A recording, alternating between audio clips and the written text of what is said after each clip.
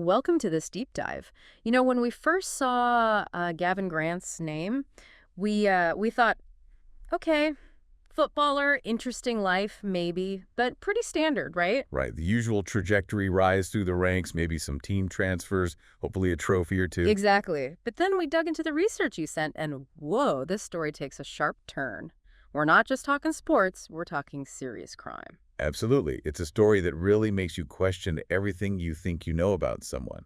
This isn't just about goals and contracts, it's about a life sentence. Okay, so before we get to the heavier stuff, let's rewind. What's the deal with Gavin Grant, the footballer? Paint us a picture. So picture this young, up-and-coming talent, starts out at Tooting and Mitcham, which isn't exactly Premier League, right? Not exactly a household name. Exactly. But then, boom, he gets signed to Gillingham. Yeah. That's a pretty big jump, even in the lower leagues.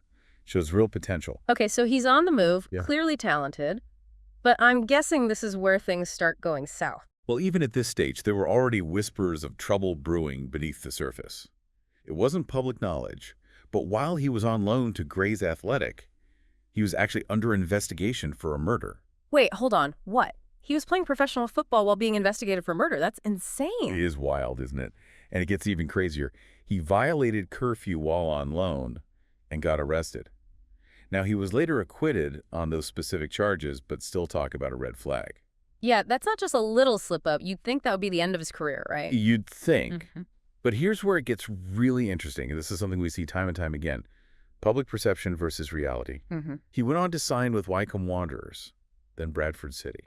Like nobody knew, or maybe nobody wanted to know. It makes you wonder, was there any awareness within the football community? Were they turning a blind eye hoping for the best? That's the million-dollar question, isn't it? And that's what we're going to unpack today as we go deeper into Gavin Grant's story. Because what we learn about his time on the pitch is just the tip of the iceberg. So we've got this successful footballer leading this double life, caught up in a world of violence, and then this twist with the appeal. It really leaves you wondering about the gray areas, the what-ifs. Absolutely. Gavin Grant's story is a stark reminder that sometimes the person we see in the headlines is just a fraction of the whole picture.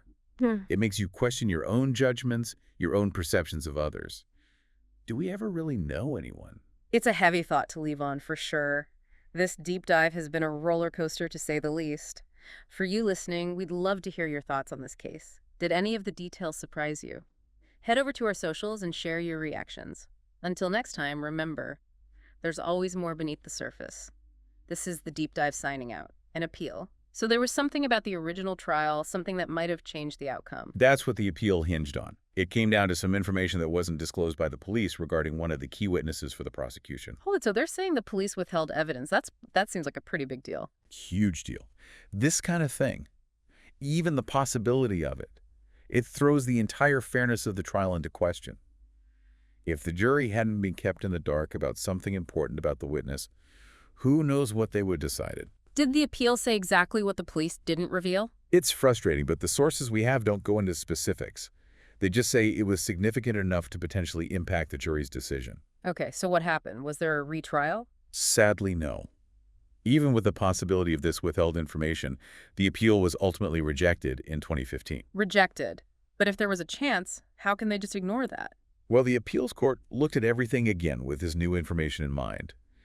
And they determined that even with the potential discrepancies, the evidence against Grant was still strong enough to uphold the original conviction. Wow. That's a lot to process. We've got a talented athlete leading this double life, caught up in a world of violence, and then this twist with the appeal. It really leaves you wondering about the gray areas, the what-ifs. Absolutely.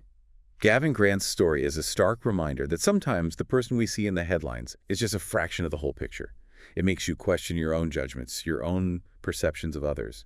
Do we ever really know anyone? It's a heavy thought to leave on, for sure. This deep dive has been a roller coaster, to say the least. For you listening, we'd love to hear your thoughts on this case. Did any of the details surprise you? Head over to our socials and share your reactions. Until next time, remember, there's always more beneath the surface. This is the deep dive signing out.